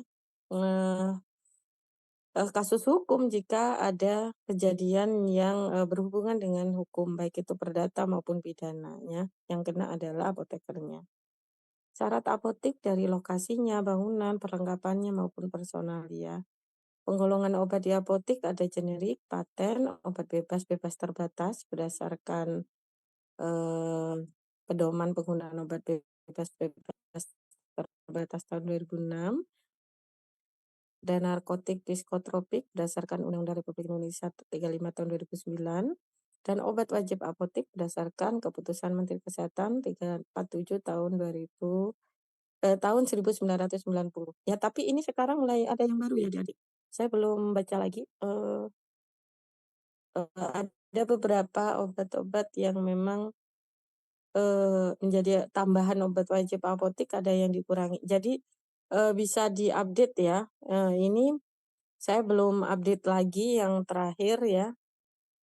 Kemudian keputusan Menteri Kesehatan terkait, pelayanan kefarmasian, sekarang orientasinya adalah pharmaceutical care, yang semula hanya fokusnya pengelolaan obat, sekarang menjadi pelayanan yang komprehensif. Tujuannya adalah yang pelayanan paripurna, yang hubungannya dengan, kualitas dari si pasien, ya, kualitas hidup pasien. Makanya dikatakan harus ada penjaminan mutunya, ya. Nah, adik-adik sebagai leader di apotek nanti bagaimana membuat SOP-nya, ya. SOP-nya untuk ketika nerima pasien, apa, resep dari pasien, atau pasien yang konseling untuk obat-obat yang sifatnya OWA, swamedikasi bagaimana, ya.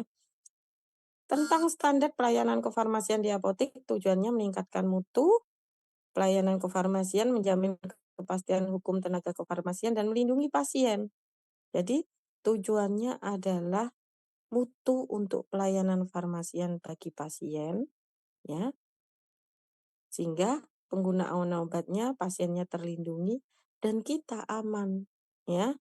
Karena kalau enggak bermutu, kita akhirnya ada sesuatu yang enggak aman karena melakukan hal-hal yang di luar standar operasional prosedur yang apa, diamanahkan dalam, apa, aturan Kementerian Kesehatan melalui SOP-nya, maka di situ akan, terjadi kalau enggak bermutu, ada tidak kepastian hukumnya buat si apotekernya. Jadi, terkait standar pelayanan kefarmasian di apotek ini, melindungi kita sendiri, pasiennya, juga pelayanan kefarmasian secara umum, ya. Standar pelayanan kefarmasian di apotek ada 2, sama dengan pelayanan di puskesmas, yaitu secara klinis dan secara, pengelolaan atau manajerial, ya.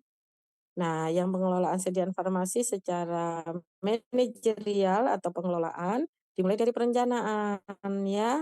Perencanaannya mau berdasarkan apa? Berdasarkan sediaan farmasi, pola penyakit, konsumsi, budaya atau kemampuan masyarakat. Oh, masyarakat segini orang pondokan kebanyakan. Oh, biasanya penyakitnya ini. Kita bisa menyediakannya obat-obat yang seperti itu, ya. Yang kedua, pengadaan. Untuk menjamin kualitas pelayanan kefarmasian, maka pengadaan sediaan farmasi harus melalui jalur yang legal, ya, sesuai peraturan perundang-undangan.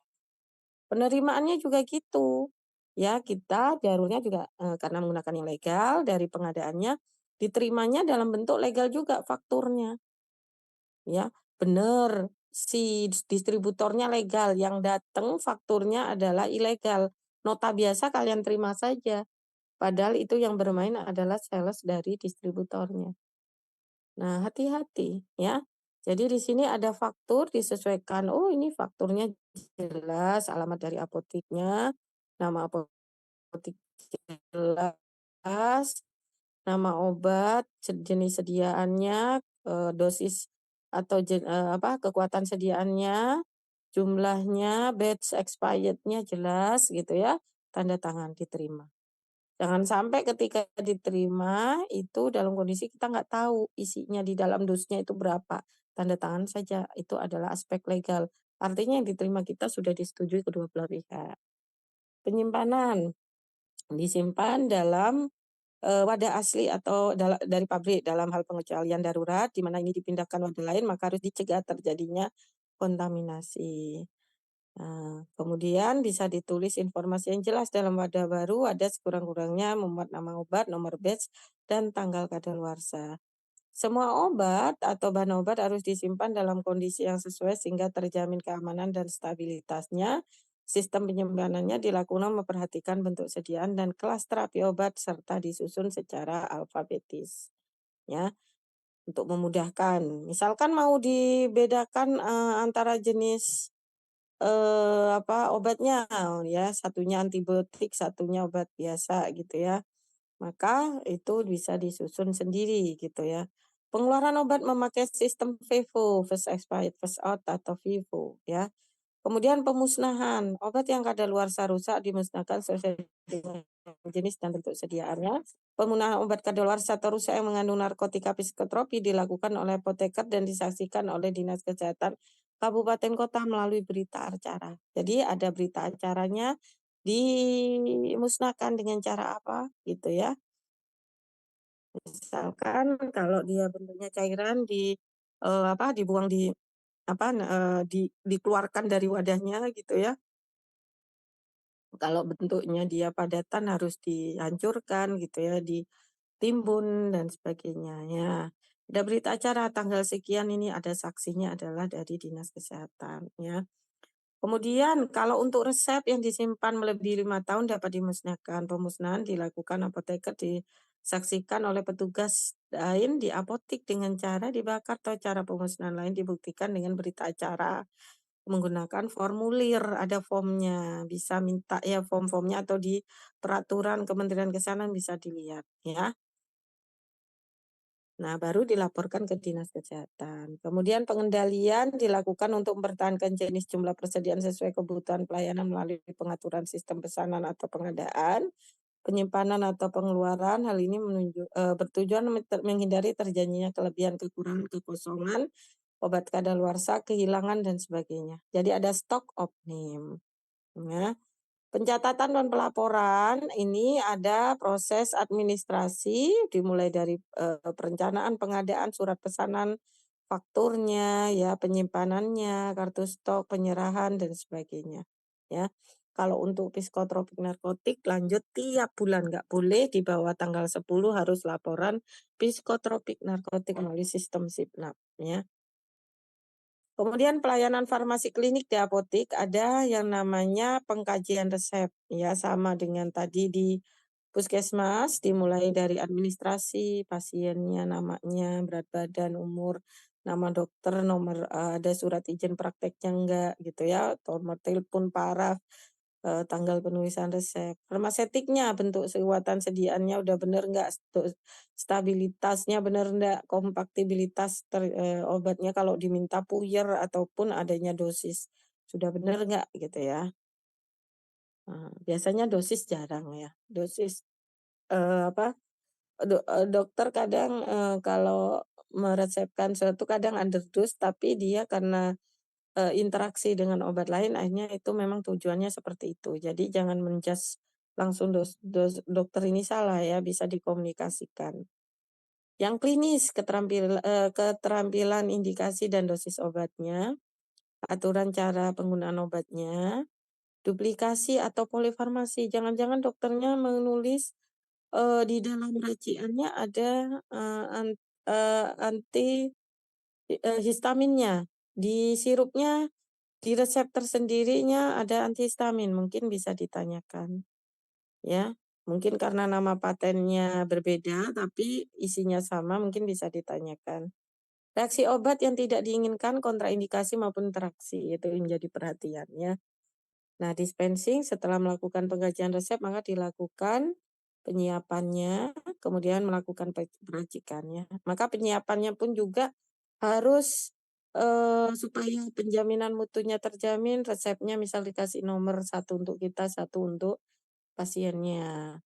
Jangan sampai nanti tertukar. Namanya misalkan Pak Soleh gitu ya, nama Soleh kan banyak. Ya, di sini tentunya, harus menjamin membuat SOP supaya tidak ada kesalahan sekecil apapun itu diupayakan, tidak terjadi, ya.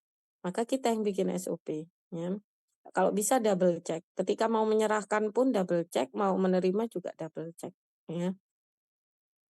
Lakukan peracikan obat bila diperlukan, memberikan etiket, memasukkan obat ke dalam wadah terpisah obat satu yang lain untuk menjaga mutu obat dan menghindari kesalahan penggunaan. Jumlahnya juga dicek dulu gitu ya, jangan sampai, terjadi kekurangan. Kalau enggak dalam 10 tablet misalkan dalam, beberapa obat, satu obat expired gitu ya, jangan sampai, ya.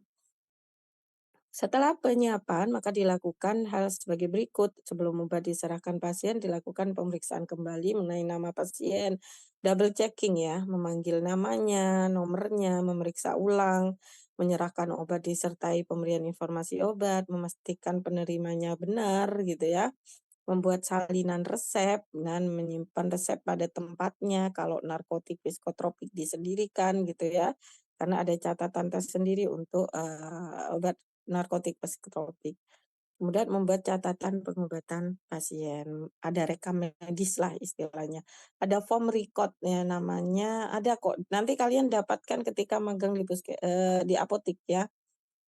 PIO, pemberian PIO, ini adik-adik terkait dosis, bentuk sediaan, formulasi, rute, dan metode pemberian farmakokinetik, farmakologi, terapeutik, alternatif, dan sebagainya.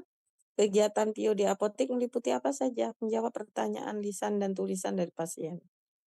Kemudian membuat menyebarkan buletin brosur ya. Kalau bisa untuk yang orang-orang hipertensi, diabetes itu disertai dengan pola hidup yang lebih sehat. Yang ketiga, memberikan informasi dan edukasi terkait penggunaan obatnya. Nah, memberikan pengetahuan keterampilan mahasiswa farmasi yang sedang praktek ya.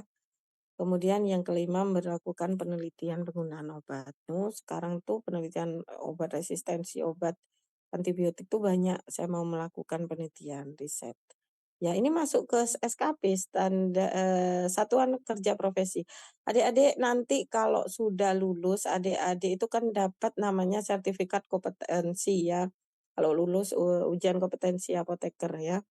Nah, namanya Eserkom. Eserkom ini adik-adik berlaku 5 tahun, adik-adik harus memperpanjangnya lagi. Nah, Eserkom ini sekarang bisa dilakukan dengan cara yang tadi, dengan pengumpulan SKP, ya. SKP tadi dikumpulkan, melalui pelataran sehat. Nah, untuk melanjutkan Serkom yang berikutnya. Konseling, yaitu kriteria pasiennya yang diberi konseling pasien kondisi khusus. Lansia, anak-anak, ya keluarganya ya maksudnya. Nah, pasien dengan terapi jangka panjang penyakit kronis, ya apalagi polifarmasi gitu ya. Penggunaan indeks terapi sempit, obat-obat tertentu, misalnya obat asma, indeks terapinya sempit. Jangan sampai melewati rentang terapinya sehingga terjadi efek toksis. Pasien dengan tingkat kepatuhan yang rendah, misalkan obat-obat TB karena minumnya tiap hari, capek sih pasiennya lupa, akhirnya ulang lagi. Yang selanjutnya adalah pelayanan pefarmasian di rumah, home pharmacy care, khusus untuk kelompok lansia dan pasien dengan pengobatan penyakit kronis lainnya, ya.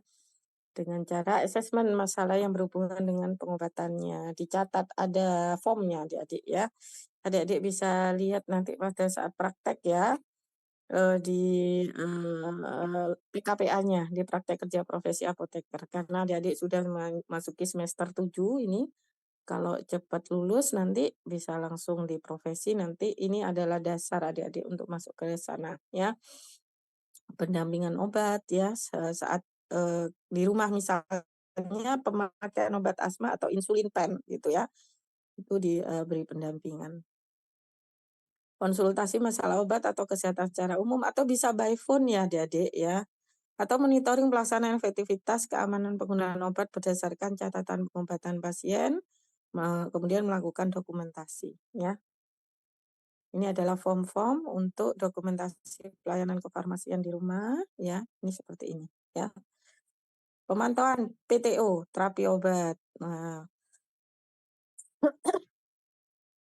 anak-anak dan lanjut usia, ibu hamil dan menyusui, menerima obat lebih dari 5 jenis, polifarmasi adanya multidiagnosis karena diagnosisnya lebih dari satu, ada komplikasi gitu ya. Pasien dengan gangguan fungsi hati atau ginjal, nah ini perlu adanya monitoring. Menerima obat dengan indeks terapi sempit ya, menerima obat yang sering diketahui menyebabkan reaksi obat yang merugikan, misalkan alergi dan sebagainya. Kemudian meso atau monitoring yang merugikan atau yang tidak diharapkan yang terjadi pada dosis normal yang digunakan untuk manusia untuk tujuan profilaksis, diagnosis dan terapi atau memodifikasi fungsi biologis. Jadi kalau ada meso, maka mengisi formulir mesonya ya. Mengidentifikasi obat kira-kira yang memiliki resiko terhadap meso itu kira-kira yang mana ya. Kemudian melaporkannya ke pusat meso nasional menggunakan formulir sendiri supaya nanti bisa menjadi acuan bahwa oh obat ini ternyata apalagi kalau obat rilis obat yang baru ya, ini form meso ya. Ada form PTO ini, PTO pemantauan terapi obat ini form meso. Ya, itu dulu ya adik-adik, saya lanjutkan minggu depan untuk yang ini sumber daya kefarmasiannya maupun nanti apa saja yang dilakukan terkait penjaminan mutu di apotek maupun nanti ada penjaminan mutu obat maupun sediaan farmasi halal dan kosmetik ya. Dari sini ada yang ditanyakan, silakan kalau mau ada yang ditanyakan. Kalau terkait dengan pelayanan itu hampir sama karena pelayanan di instalasi farmasi di puskesmas sebagai milik pemerintah maupun di apotik gitu ya milik swasta itu bedanya hanya di pengadaan gitu ya, perencanaan. Untuk prakteknya secara pelayanan kefarmasian hampir sama ya. Jadi secara umum itu ada pengelolaan manajerial dan juga klinis ya. Dari sini ada yang mau ditanyakan silakan ini yang datang 35. Nah, kayaknya sekitar 50 nih. Silakan kalau ada yang ditanyakan. Kalau nggak ada, saya akhiri dulu ya. Terima kasih atas perhatiannya. Mohon maaf atas kekurangannya. Semoga apa yang saya berikan bermanfaat buat adik-adik.